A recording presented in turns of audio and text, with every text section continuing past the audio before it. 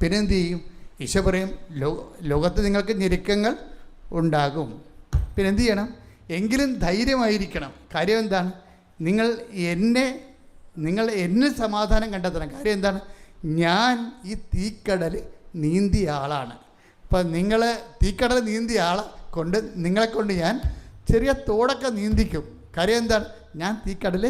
എന്ത് രസമായിട്ട് ഈശോ പറയണത്! ഒരു വിഷയം ഈശോയുടെ കൂടെ തരണം ചെയ്യാൻ നിങ്ങളെ പ്രാപ്തമാക്കിയാണ് ഈ ഉടമ്പടി ചെയ്തുകൊണ്ടിരിക്കുന്നത്. ശ്രദ്ധിക്കട്ടെ. Hallelujah, hallelujah, hallelujah, hallelujah, hallelujah.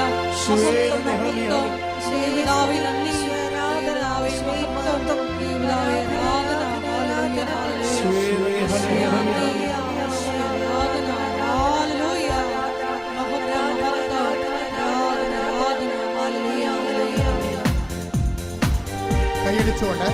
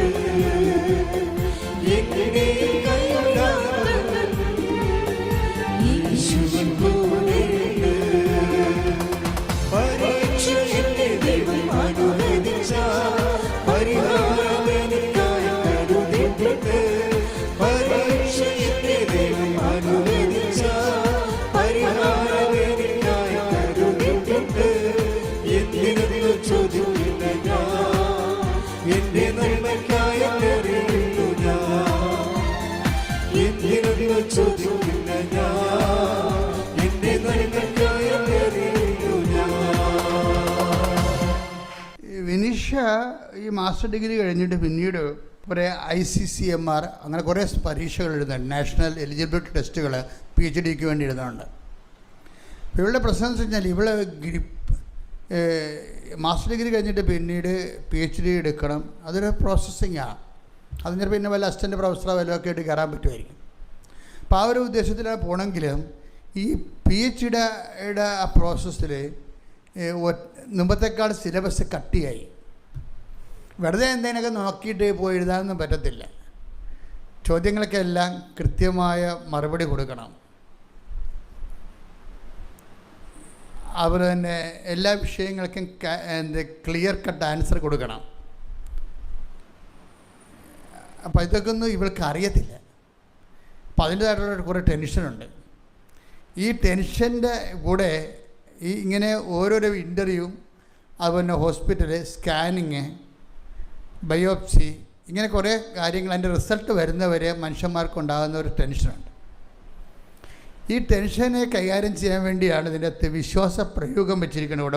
ഉടമ്പടിയിൽ വിശ്വാസം തന്നെ നമ്മളെപ്പോഴും സാധാരണ ഉപയോഗിക്കുന്നത് വിശ്വാസം പ്രയറൈസ് ചെയ്യുകയാണ്.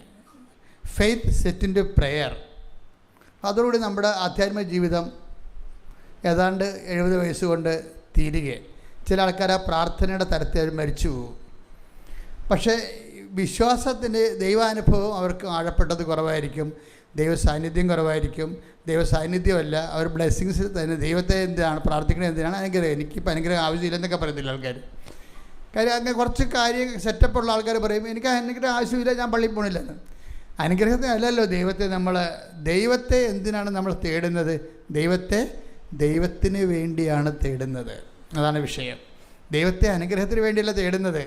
ചില ഭിണ്ണന്മാർ പറയണത് എന്താണ്? എനിക്ക് ആവശ്യമില്ല, എൻ്റെ മക്കളെല്ലാം സെറ്റിലാണ്, ഞാൻ സെറ്റിൽഡാണ്, എനിക്ക് പെൻഷനുണ്ട്, എനിക്ക് ഒരു അനുഗ്രഹവും ആവശ്യമില്ല. കാര്യം അനുഗ്രഹമില്ല, ഞാൻ ഫിക്സഡ് ഡിപ്പോസിറ്റ് വെച്ചിരിക്കുകയാണ്, അതുകൊണ്ട് എനിക്ക് പള്ളിയിൽ പോകേണ്ട കാര്യമില്ല എന്ന് പറഞ്ഞ ആൾക്കാരുണ്ട്. ഭിണ്ണന്മാരാണ്. കാര്യം ചെറുക്ക് പൈസാകം തോറും ഭിണ്ണത്തരം കൂടിക്കൊണ്ടിരിക്കും. അത് അവരുടെ ചില മാങ്ങാണ്ടിയുടെ അടുത്ത് പുഴു ഉണ്ടാവില്ല. ചില മാങ്ങാണ്ടി അത് ആ പുഴു എങ്ങനെ വന്നതാണത്? അത് കുഞ്ഞുനാളിൽ ആ മാങ്ങാണ്ടിയുടെ അകത്ത് പൂ വിരിയുമ്പോൾ തന്നെ പുഴു കൊണ്ടുവന്ന് മുട്ടയിടും. അത് മാങ്ങയുടെ ഒപ്പം അങ്ങോട്ട് വളരും. പഴം മാങ്ങ നമ്മൾ തിന്നാൻ നേരത്താണ് ഈ വലിയ പുഴു ചാടി പുറത്ത് വീഴുന്നത്. അതുപോലെയാണ് ചില ആൾക്കാർക്ക് കുഞ്ഞുനാളിൽ തന്നെ അവിശ്വാസം കടന്നു വരും. കുഞ്ഞുനാൾ തന്നെ അവിശ്വാസം വരും. ഒന്നെങ്കിൽ അപ്പൻ്റെ ജീവിതമായിരിക്കും, ചിലപ്പോൾ പാർട്ടി ജീവിതമായിരിക്കും. അവിടുത്തെ ഹൃദയത്തിൽ ഞാനൊരു വീട്ടിൽ വെഞ്ചരിക്കാൻ ചെന്നപ്പോഴുണ്ട് 3 തിരുക്കുടുംബം ഇരിക്കും, മാർക്സ് ഏംഗൽസ് താടി വളർത്തി. ഞാൻ സാധാരണ നിങ്ങൾ വെഞ്ചരിക്കണ ഇത് പാട്ടിക്കുടുംബമാണെങ്കിൽ ഓക്കെ, എനിക്ക് പ്രശ്നമില്ല, എന്താ പ്രശ്നം, അത് നിങ്ങളുടെ ആധ്യാത്മിക വിഷയങ്ങളാണ്. നിങ്ങൾക്കിത് വെഞ്ചരിക്കണമെന്നുണ്ടെങ്കിൽ തിരുസുഖം പ്രതിഷ്ഠിക്കണമെന്ന് പറയും. അപ്പോൾ അതിൻ്റെ അകത്ത് അപ്പം അയാൾ അത് വെച്ച ആൾ ഇറങ്ങിപ്പോയി. പിന്നെ ഭാര്യ കൊണ്ടുവന്ന് രൂപം പ്രതിഷ്ഠിച്ച് വെഞ്ചരിച്ച്. അപ്പം കുഞ്ഞുനാൾ തന്നെ ഇത് കണ്ടാണ് കുഞ്ഞുങ്ങൾ വളരണത്. അപ്പോൾ ഈ പൂവിനകത്ത് തന്നെ കൊണ്ടുവന്ന് നിരീശ്വരത്ത് തന്നെ മുട്ടയിട്ടിരിക്കുകയാണ്.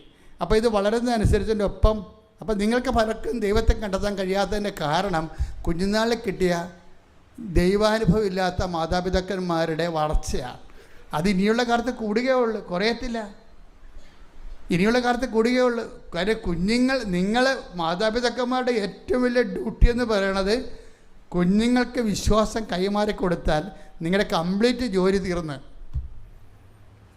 നിങ്ങളുടെ അത് 12 വയസ്സ് വരെയാണ് എന്താ ടൈം.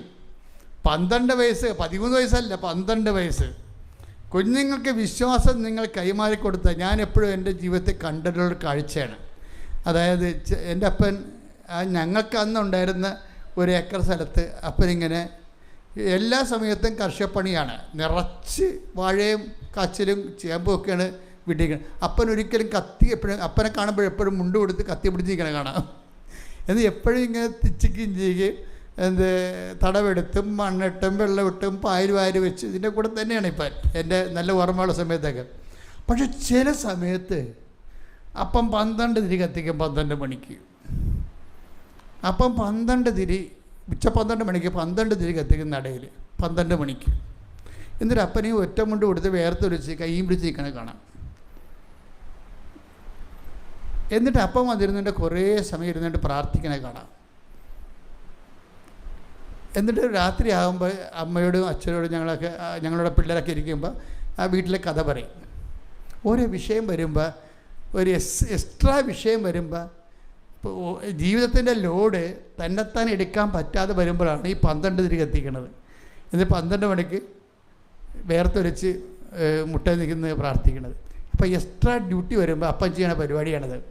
അപ്പോൾ ഇത് കണ്ടാണ് ഞാൻ വളർന്നത്. എന്നിട്ട് അപ്പൻ അതിനെ അതിജീവിക്കണം ഞാൻ കണ്ടിട്ടുണ്ട്.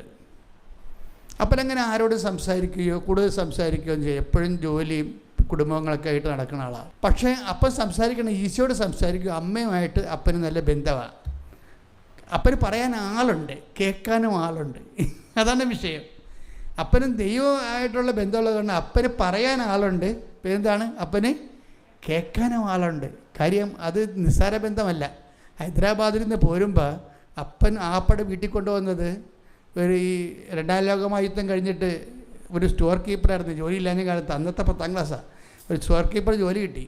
അത് കഴിഞ്ഞപ്പോൾ യുദ്ധം കഴിഞ്ഞപ്പോൾ സ്റ്റോർ അടച്ച്. അപ്പൻ ജോലിയില്ലാതെ വീട്ടിൽ വരുമ്പോൾ കൊണ്ടുവരുന്ന ലൂർദ് മാതാവിൻ്റെ രൂപമാണ്. ഞാൻ എപ്പോഴും നിങ്ങളോട് പറയാറുണ്ട്, ലൂർദ് മാതാവിനെക്കുറിച്ച് പറയാറുണ്ട്. അപ്പം ഞാൻ ഈ പ്രാവശ്യം ലൂർദിൽ ധ്യാനിപ്പിക്കാൻ വേണ്ടി അമ്മ എന്നെ വിളിച്ചു ഫ്രാൻസിൽ. ഞാൻ ധ്യാനിപ്പിക്കാൻ പോയപ്പോൾ അവിടുന്ന് അപ്പൻ ചെയ്തത് തന്നെ ഞാൻ ചെയ്തത്. അപ്പൻ്റെ രൂപം അപ്പൻ്റെ കാലത്ത് തന്നെ പൊട്ടിപ്പോയായിരുന്നു. അന്ന് അപ്പം മരിക്കുകയും ചെയ്തു. പിറ്റേ ദിവസം അപ്പം മരിക്കുകയും ചെയ്തു. അപ്പോൾ ആ രൂപം വീട്ടിലില്ല. ഞാൻ വീട്ടിൽ പോയി, വീട് എല്ലാവരും മരിച്ച് തീർന്നു കഴിഞ്ഞപ്പോൾ ഞാൻ മാത്രമായി, പെങ്ങൾ മാത്രമായപ്പോൾ ഞാൻ ഒറ്റയ്ക്ക് വീട്ടിൽ പോയി ഒരു JCB എടുത്ത് എൻ്റെ പറമ്പ് മൊത്തം കളപ്പിച്ചു. ആ ലൂർദ് മാതാവിൻ്റെ പൊട്ടി രൂപം കണ്ടെത്താൻ വേണ്ടി. എത്ര രൂപ മുടക്കി? അന്ന് കുടുംബത്തിൽ വെച്ച് എൻ്റെ കുഞ്ഞുനാളിൽ പ്രാർത്ഥിച്ച ആ രൂപം കണ്ടെത്താൻ വേണ്ടി ഒരു JCB എടുത്ത് 3 ദിവസം വീട് മുഴുവൻ ആ പറമ്പ് മുഴുവൻ കിളപ്പിച്ച് ആ രൂപം കണ്ടെത്താൻ വേണ്ടി. കിട്ടിയില്ല. ഞാൻ അവസാനം ലൂർദിൽ പോയി ധ്യാനിപ്പിച്ചപ്പോൾ, ധ്യാനം കഴിഞ്ഞപ്പോൾ ഞാൻ പറഞ്ഞു വീട്ടിലൊരു രൂപം ഉണ്ടായിരുന്നു, അത് എവിടെന്നെങ്കിലും വാങ്ങിക്കണം, ലൂർദിൽ വന്നിരിക്കണത് അതിന് വേണ്ടിയാണെന്ന് പറഞ്ഞു. ഞാൻ പിന്നെ അവിടെ പോയി, സിസ്റ്റർ എന്നെ ഒരു സ്ഥലത്ത് കൊണ്ടുപോയി, ഷീബ സിസ്റ്റർ എന്നെ ഒരു സ്ഥലത്ത് കൊണ്ടുപോയി. അപ്പോൾ $25 ഒരു രൂപം വാങ്ങിച്ച്. അപ്പോൾ വീട്ടിൽ പണ്ടുണ്ടായിരുന്ന അതേ രൂപം അതിന്. അപ്പോൾ എന്താ പ്രശ്നത്തിൽ നമ്മൾക്കിതൊക്കെ സീരിയസാണ് വിഷയം. ഇതൊക്കെ ഒരു അനുഷ്ഠാനം പോലെ ചെയ്യുകയല്ല, ഇത് ജീവിതത്തിൻ്റെ അടിസ്ഥാനം പോലെ ചെയ്യുകയാണ്. അനുഷ്ഠാനവും അടിസ്ഥാനവും തമ്മിൽ വ്യത്യാസമുണ്ട്. ദൈവത്തിന് തോന്നണം. അതാണ് ഞാൻ പറഞ്ഞത്, അപ്പന് പറയാൻ ആളുണ്ടായിരുന്നു, അപ്പന് കേൾക്കാനും ആളുണ്ടായിരുന്നു. അത് ആണ് സീരിയസ് വിഷയമാണ്. നമ്മൾ ദൈവമായിട്ട് ഇങ്ങനെ ജീവിക്കുമ്പോൾ വിനീഷയുടെ സാക്ഷ്യം എന്താ? വിനീഷ പറയണത്, ഞാൻ എൻ്റെ കൂട്ടുകാരത്തി പറഞ്ഞ ഉടമ്പടി എടുത്ത് അപ്പോൾ ഞാൻ ആ ക്ലാസ്സൊക്കെ കേട്ട് ആ ഉടമ്പടിയെ കുറച്ച് നിറച്ച വസ്തുക്കളൊക്കെ കിട്ടി, ഉടമ്പടി ചെയ്തു, ഞാനതൊക്കെ പാലിക്കുന്നുണ്ട്. പക്ഷേ എൻ്റെ ഉള്ളിൽ തട്ടണില്ല ഈ വിഷയങ്ങളൊന്നും. കാര്യം ഞാനിങ്ങനെ അവിടെ ക്ലാസ് കേട്ടനുസരിച്ച് ആ യാന്ത്രികമായിട്ട് ചെയ്തു പോകുകയാണല്ലോ. എനിക്കാണെങ്കിൽ ടെൻഷനൊന്നും മാറണമില്ല, എന്ത് ചെയ്യണമെന്ന് അറിയാനും പാടില്ല. ടെസ്റ്റുകൾ പലത് എഴുതുന്നുണ്ട്, പല എലിജിബിലിറ്റി ടെസ്റ്റും PhDക്ക് വേണ്ടി എഴുതണമെല്ലാം പൊട്ടണുണ്ട്. ഞാൻ ആ പടം ലെഫ്റ്റ് ഇൻ ദി എയറാണ്. അവസാനം ഞാൻ ഉടമ്പടി തന്നെത്താൻ പുതുക്കിയപ്പോഴാണ് എനിക്കൊരു ഐഡിയ കിട്ടിയത് ഉടമ്പടിയെക്കുറിച്ച്. അപ്പോൾ ഞാൻ പിന്നെ ഉടമ്പടി പുതുക്കിയതിന് ശേഷം കുറച്ചുകൂടി സീരിയസ് ആയിട്ട് ഉടമ്പടി ചെയ്യാൻ തുടങ്ങി. അപ്പോഴെനിക്ക് സീരിയസ് ആയിട്ട് ഉടമ്പടി ചെയ്യാൻ തുടങ്ങി. അപ്പോൾ ഞാനെപ്പോഴും നിങ്ങൾ പറയത്തില്ലേ, if you are serious God will be sincere എന്ന് പറയത്തില്ലേ. അതിൻ്റെ കാരണം എന്ന് വെച്ചാൽ നമ്മൾ പലപ്പോഴും ഉടമ്പടി എടുക്കുന്ന സമയത്ത് ചില ആൾക്കാർക്ക് ഉടമ്പടി ചിലർക്ക് ഒരു പകുതി പേർക്ക് ഉടമ്പടി ഫലപ്രദമാകത്തില്ല. എന്താ കാര്യം? അവരതിൻ്റെ അകത്ത് ഇൻവെസ്റ്റ്മെൻ്റ് ഇല്ല. അവർ എടുത്തെന്ന് മാത്രമേ ഉള്ളൂ, ഇൻവെസ്റ്റ്മെൻ്റ് ഇല്ല. പുതുക്കി കഴിയുമ്പോൾ അവർ സ്വന്തമായിട്ട് ഇത് ഏറ്റെടുത്ത് സ്വന്തമായിട്ട് അതിനകത്ത് ഇൻവെസ്റ്റ് ചെയ്യാൻ. അപ്പോൾ അത് സീരിയസ് ആയി അവർ. അപ്പോഴുടനെ ഇവൾക്ക് ടെസ്റ്റുകളൊക്കെ വരാൻ തുടങ്ങി. നീ പോകേണ്ട വഴി നിൻ്റെ മുഖത്ത് നോക്കി ഞാൻ നിന്നെ ഉപദേശിക്കുന്നുള്ള വാഗ്ദാനമല്ലേ. അപ്പോൾ ദൈവം അത് പാലിക്കും. നമുക്ക് എന്ത് ജോലി ചെയ്യണം, എവിടെ പോയി രാജ്യത്ത് വർക്ക് ചെയ്യണം, എന്ത് ബിസിനസ് ചെയ്യണം, നമുക്കൊരു ഐഡിയയും ഇല്ലെങ്കിൽ നമ്മൾ ദൈവമായിട്ട് നല്ല ആഴമായൊരു ബന്ധത്തിലേക്ക് വന്നു കഴിഞ്ഞാൽ ദൈവം ഇങ്ങനെ ഐഡിയ തന്നുകൊണ്ടിരിക്കും, ക്ലിയർ ചെയ്യും നമ്മളെ. അതാണ് നമ്മൾ പറയണത്, നീ നടക്കേണ്ട വഴി നിൻ്റെ മുഖത്ത് നോക്കി ഞാൻ നിന്നെ ഉപദേശിക്കും. Take the word of God. ശ്രുതികട്ടെ. Hallelujah, hallelujah, hallelujah, hallelujah, hallelujah. യേശുവേ നന്ദി. Hallelujah, hallelujah, hallelujah. യേശുവേ ആരാധന, ആരാധന, മഹത്വം, മഹത്വം. Hallelujah, hallelujah, hallelujah, hallelujah. 32-ാം സങ്കീർത്തനം 8-ാം തിരുവചനം. സങ്കീർത്തനം 32:8. ഞാൻ നിന്നെ ഉപദേശിക്കാം, നീ നടക്കേണ്ട വഴി കാണിച്ചു തരാം, ഞാൻ നിന്റെ മേൽ ദൃഷ്ടി ഉറപ്പിച്ച് നിന്നെ ഉപദേശിക്കാം. അപ്പോൾ ഇത് ദൈവത്തിൻ്റെ വാഗ്ദാനങ്ങളിൽ ഒന്നാണ്. എന്താണ്? നമ്മൾ ഈ ജീവിതത്തിൽ പോകേണ്ട വഴി നമ്മളെ കാണിക്കും. പോകേണ്ട വഴിയെന്ന് വെച്ചാൽ ഓൾ സെലക്ഷൻസിന് ദൈവത്തിൻ്റെ സഹായം ഉണ്ടാകും. നിൻ്റെ ജീവിത പങ്കാളി സെലക്ട് ചെയ്യണതിന്, നിൻ്റെ കുഞ്ഞുങ്ങൾ ജനിക്കുന്ന. അതുകൊണ്ടാണ് കഴിഞ്ഞ ദിവസങ്ങളിലെ റിജു എന്നും പറഞ്ഞൊരു മോൻ സാക്ഷ്യം പറഞ്ഞു. റിജുവിൻ്റെ സാക്ഷ്യത്തിലുള്ള, അപ്പോൾ ഞാനിവിടെ നിൽക്കുന്നുണ്ടായിരുന്നു. റിജുവിൻ്റെ സാക്ഷ്യം എന്ന് പറയുന്നത്, റിജു അത് വലിയ സാക്ഷ്യമല്ല, പക്ഷേ അതിൻ്റെ പ്രോസസ്സിങ്ങിൽ അതൊരു പെക്യൂരിയർ സാക്ഷ്യമാണ്. ഉടമ്പടി പ്രോസസ്സിങ്ങിൻ്റെ കാര്യത്തിൽ അത് വലിയ മേജറായിട്ടുള്ള ഒരു വിഷയമല്ല. ഒരു വാഹന കച്ചവടക്കാരനാണ്. വാഹനം കച്ചവടം ചെയ്തതിൽ കൺസ്യൂമർ കോർട്ടിലൊരു കേസുണ്ടായി. വാഹനം വാങ്ങല്ലെങ്കിൽ കൺസ്യൂമർ കോർട്ടിൽ പുള്ളിക്ക് ഒരു 2,60,000 രൂപയുടെ നഷ്ടം വരുന്ന രീതിയിലുള്ള ഒരു പറ്റിപ്പ് പുള്ളിക്ക് കിട്ടി. പുള്ളി അത് കേസാക്കി, കൺസ്യൂമർ കോർട്ടിൽ കേസാക്കി കഴിഞ്ഞപ്പോൾ ഇയാൾ ഈ ആപ്പടെ 2,00,000 രൂപയാണ് ഇത് കിട്ടാൻ പോണത്. ഇത് കിട്ടിയാൽ തന്നെ റീഇംബേഴ്സ്മെൻറ്റ് ചെയ്ത് കിട്ടാൻ വേണ്ടി 2,60,000 രൂപയേ ഉള്ളൂ. അപ്പോൾ വക്കീലിനെ വെച്ച് കഴിഞ്ഞാൽ വക്കീലിന് തന്നെ 2,00,000 രൂപ കൊടുക്കേണ്ടി വരും. അതുകൊണ്ട് പുള്ളി വക്കീലിനെ വെച്ചില്ല, പുള്ളി തന്നെ വാദിക്കാതെ തുടങ്ങി. ആ വൈഫ് പറഞ്ഞ്, മാതാവാണ് വക്കീൽ, നിങ്ങൾ ഉടമ്പടി ഉപ്പും കൊണ്ട് കോടതിയിൽ പോയാൽ മതി എന്ന് പറഞ്ഞു. അതാണ് വൈഫ് ഗൈഡ് ചെയ്യണത്. അങ്ങനെയാണ്. എന്താണ്? നമുക്ക് വക്കീൽ വേണ്ട, നമുക്കിതിൽ നിന്ന് കോടതിയിൽ നിന്ന് കിട്ടിയാൽ പോലും 2,60,000 രൂപയെ കിട്ടത്തുള്ളൂ. അത് വക്കീൽ കൊണ്ടുപോയാൽ പിന്നെ നമ്മളെന്തിനാ കേസ് കൊടുക്കേണ്ട കാര്യമില്ലല്ലോ. അപ്പോൾ അതുകൊണ്ട് മാതാവാണ് നമ്മുടെ വക്കീൽ, മാതാവ് കോടതി വന്നോളും, നീ ഉപ്പും കൊണ്ട് പോയാൽ മതി എന്ന് പറഞ്ഞു. അപ്പോൾ ഉപ്പും കൊണ്ട് ഇയാൾ പോവുകയാണ്. അപ്പോൾ രുചിനൊരു ഗുണം ഇതാണ്, അയാൾ ചെറുപ്പക്കാരനാണ്, വൈഫ് പറഞ്ഞത് അനുസരിച്ച് ആ ഉപ്പും കൊണ്ട് പോവുകയാണ്. വിശ്വാസപ്രമാണം ചൊല്ലി ഉപ്പും കൊണ്ട് പോകുമ്പോൾ എന്താ പ്രശ്നം? അതായത് ആ ഉപ്പ് എന്ന് പറഞ്ഞാൽ എന്താ? ഉടമ്പടി വിശ്വസ്തതയുടെ അടയാളമാണ്. ഉപ്പെന്ന് പറഞ്ഞാൽ എന്താണ്? നിങ്ങളുടെ ഇരിക്കുന്ന ഉപ്പെന്ന് പറഞ്ഞാൽ ഉപ്പല്ലത്. ദൈവം നിങ്ങൾക്ക് ജോസഫച്ചൻ ഉപ്പ് വെഞ്ചരിച്ച് തന്നത്, അങ്ങനെ പലയിടത്തും ഉപ്പ് വെഞ്ചരിച്ച് കൊടുക്കുന്നുണ്ട്. അതല്ല ഉപ്പ്, ഉടമ്പടിയിലെ ഉപ്പ് നമ്മുടെ വിശ്വസ്തതയുടെ അടയാളമാണ്. ശ്രുതിക്കട്ടെ മക്കളെ, ശ്രുതിക്കട്ടെ. ഹല്ലേലൂയ, ഹല്ലേലൂയ, ഹല്ലേലൂയ, ഹല്ലേലൂയ,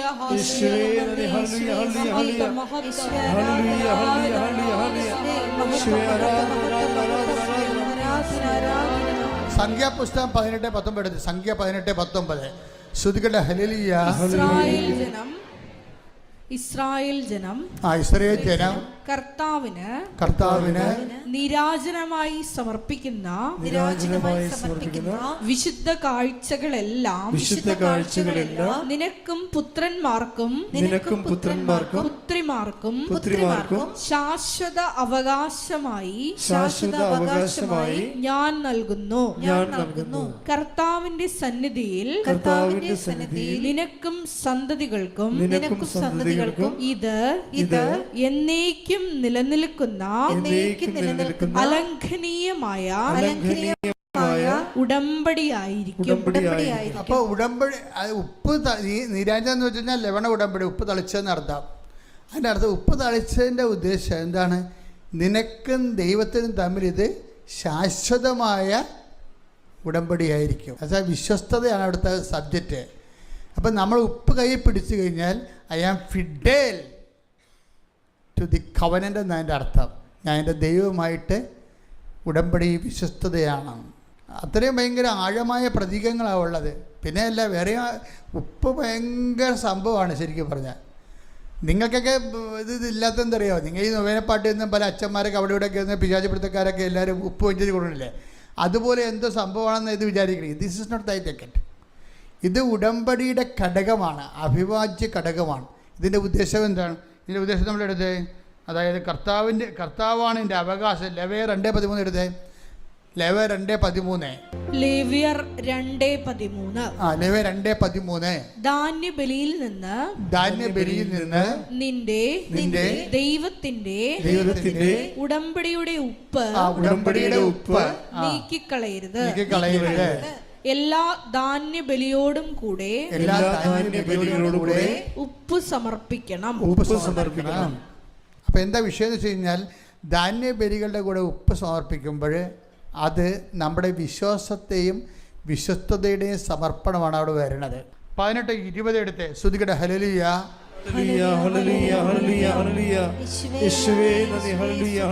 സംഖ്യ 18:20. സംഖ്യ 18:20. കർത്താവ് അഹ്റോനോട് അരുളി ചെയ്തു, ഇസ്രായേലിൽ നിനക്ക് ഭൂമി അവകാശമായി ലഭിക്കുകയില്ല. അവരെ പോലെ നിനക്ക് ഓഹരിയും ഉണ്ടായിരിക്കുകയില്ല. ഞാനാണ് നിന്റെ അവകാശവും ഓഹരിയും. ഇതിന്റെ വിഷയം എന്ന് പറയണത്, ഈ അഹ്റോൻ ലേവ്യ പുരോഹിതനാണ്. ലേവയർ എന്ന് പറഞ്ഞ ഒരു ഗോത്രമാണ്. മോസസ് 12 വാഗ്ദാന നാട് പ്രാപിച്ചതിന് ശേഷം മോസസ് ഇവർക്ക് വാഗ്ദാന നാട് പ്രാപിക്കാൻ മോസസ് ഇല്ലായിരുന്നു. അതിന് മുമ്പ് തന്നെ പ്രാപിക്കുമെന്നായപ്പോൾ ഇവർക്കിത് വിഭജിച്ച് കൊടുക്കുന്നുണ്ട്. ജോഷുവാണ് അത് എക്സിക്യൂട്ട് ചെയ്യണത്. അപ്പോൾ അങ്ങനെ എക്സിക്യൂട്ട് ചെയ്യുമ്പോൾ മനാസയ്ക്കും ബെഞ്ചമിൻ ഗോത്രത്തിനും യൂദയ ഗോത്രത്തിനൊക്കെ പ്രത്യേകം ലാൻഡ് കൊടുക്കും. പക്ഷേ ഇവർക്ക് ലേവ്യർക്ക് കൊടുക്കത്തില്ല. ലേവ്യ ആരാണ്? വാഗ്ദാന പേടകത്തിലെ ശുശ്രൂഷകരാണ് ലേവ്യർ, പുരോഹിത വർഗമാണ്. അപ്പോൾ അവർ പറയും, നിങ്ങൾക്ക് ലാൻഡ് ഇല്ലെന്ന് പറയും, നിങ്ങൾക്ക് അവകാശമില്ലെന്ന് പറയും. എന്താ കാര്യം? ഞാനാണ് നിങ്ങളുടെ. അതൊരു ഭയങ്കര സംഭവമാണ്. ദൈവമാണ് അവകാശമെന്ന്. എന്നിട്ട് നമുക്ക് ക്യാഷ് ആൻഡ് കൈൻഡല്ലേ നമ്മൾ ദൈവത്തോട് അനുഗ്രഹമല്ലേ ചോദിക്കണത്. പക്ഷേ ദൈവത്തിൻ്റെ മനസ്സിരിപ്പ് എന്താ? ക്യാഷ് ആൻഡ് കൈൻഡ് അല്ല നിങ്ങൾ എന്നോട് ചോദിക്കേണ്ടത്, എൻ്റെ അനുഗ്രഹങ്ങളല്ല. നിങ്ങൾ എന്താ ചോദിക്കേണ്ടത്? എന്നെ ചോദിക്കണമെന്ന്. ഞാനാണ് നിങ്ങളുടെ അവകാശമെന്ന്. അതിൻ്റെ കാര്യം ഈ ഉപ്പ് തളിച്ചിട്ടുള്ളത്. ലേവ്യ പുരോഹിതന്മാരുടെ അവിടെ കാടിനെ ബലിയർപ്പിക്കുമ്പോഴൊക്കെ, കാളകളെ ബലിയർപ്പിക്കുമ്പോൾ തുടകളിലൊക്കെ നെഞ്ചും ഭാഗത്തൊക്കെ ഉപ്പ് തളിക്കും. ആ ഉപ്പ് തളിച്ചത് ആരാണ്? ദൈവത്തിൻ്റെതാണ്. അത് അഹ്റോനും ഉള്ളതാണ്. അവരതുകൊണ്ട് ജീവിക്കണം. പിന്നെ ദേവാലയത്തിൻ്റെ ഓഹരി കൊണ്ട് ജീവിക്കണം. ദേവാലയത്തിൻ്റെ ഓഹരി കൊണ്ടാണ് ഈ അഹ്റോനും കുടുംബവും ലേവ്യ ഗോത്രങ്ങളും ജീവിക്കേണ്ടത്, പുരോഹിത ജോലി ചെയ്തുകൊണ്ട്. അവരുടെ ഓഹരി ആരാണ്? കർത്താവാണ്. അപ്പോൾ കർത്താവിൻ്റെ അനുഗ്രഹത്തെക്കാൾ ഉപരി കർത്താവ് തന്നെയാണ് അവകാശം. അതാണ് ഈ പറയണത് സംഖ്യ 18:20 എന്താ പറയണത്? ഞാനാണ് നിൻ്റെ അവകാശം. ഉടമ്പടിയിൽ ഞാൻ നിങ്ങളോട് പറഞ്ഞു, നിങ്ങൾ വീട്, ജോലി, വിവാഹമൊക്കെ ചോദിച്ചോ, അത് അനുഗ്രഹത്തിൻ്റെ ആദ്യ ലെവലാണ്. 2ാം ലെവലുണ്ട്. എന്താണ്? അനുഗ്രഹത്തെ ദാതാവ് തന്നെ, ദൈവത്തെ തന്നെ. ഉടമ്പടി അതുകൊണ്ടാണ് മോസസിനോട് ജോഷുവോട് പറയണത്, I will come with you wherever you go. നീ ഏത് കാട്ടിപ്പോയാലും കടലിൽ മുങ്ങിയാലും ഞാൻ നിൻ്റെ കൂടെ ഉണ്ടാകും, നിൻ്റെ കൂടെ തന്നെ ഉണ്ടാകും. നിന്നെ മുങ്ങാൻ ഞാൻ അനുവദിക്കത്തില്ലെന്ന്. നിന്നെ മുങ്ങാൻ അനുവദിക്കത്തില്ലെന്ന് പറഞ്ഞതിൻ്റെ കാരണം, നീ സമുദ്രത്തിലൂടെ നടക്കും, സമുദ്രം നിന്നെ വിഴുങ്ങത്തില്ല, വിഴുങ്ങാൻ ഞാൻ അനുവദിക്കത്തില്ലെന്ന് പറഞ്ഞ ഐസയ 43:2. ശ്രുതിക്കട്ടെ ഹല്ലേലൂയ. Hallelujah hallelujah hallelujah. യേശുവേ നന്ദി, യേശുവേ സ്തുതി, യേശുവേ നന്ദി, ഹല്ലേലൂയ ഹല്ലേലൂയ. ആരാധന. ഏശയ്യ 43:2. വായിച്ചോളൂ. സമുദ്രത്തിലൂടെ കടന്നു പോകുമ്പോൾ ഞാൻ നിന്നോട് കൂടെ ഉണ്ടായിരിക്കും. ഞാൻ നിന്നോട് കൂടെ ഉണ്ടായിരിക്കും. നദികൾ കടക്കുമ്പോൾ അത് നിന്നെ മുക്കിക്കളയുകയില്ല.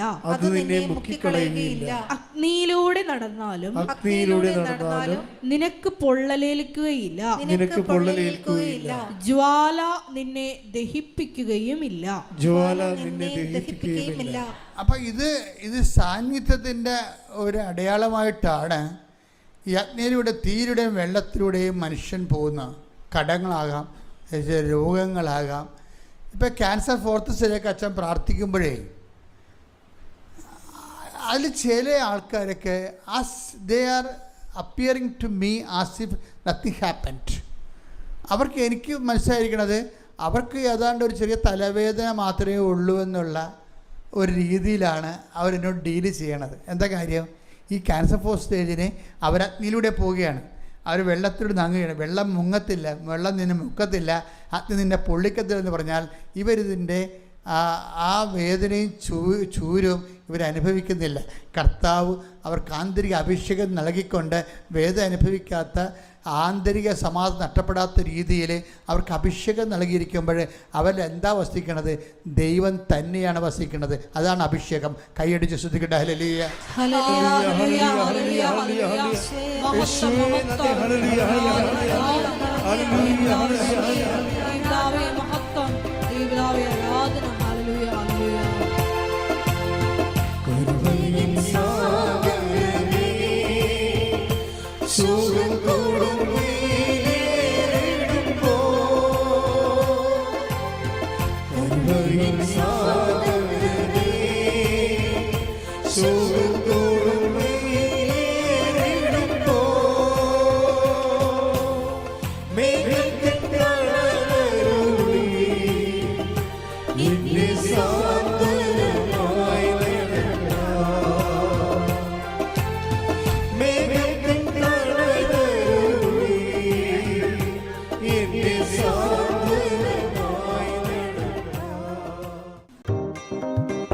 बाहर आजा भाई, अरे रंग नहीं लगा हुआ यार, आजा बाहर आजा। होली है।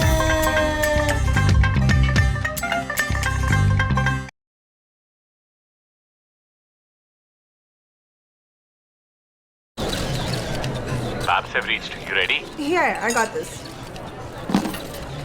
दिल ये मेरा चाहता है तेरे पास आने को, बार बार तड़पे है इनविटेशन पाने को.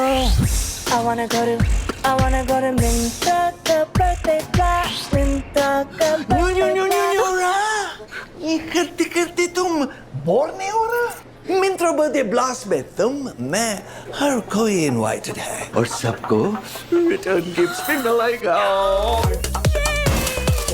Mintra Birthday Blast starts 28th Feb.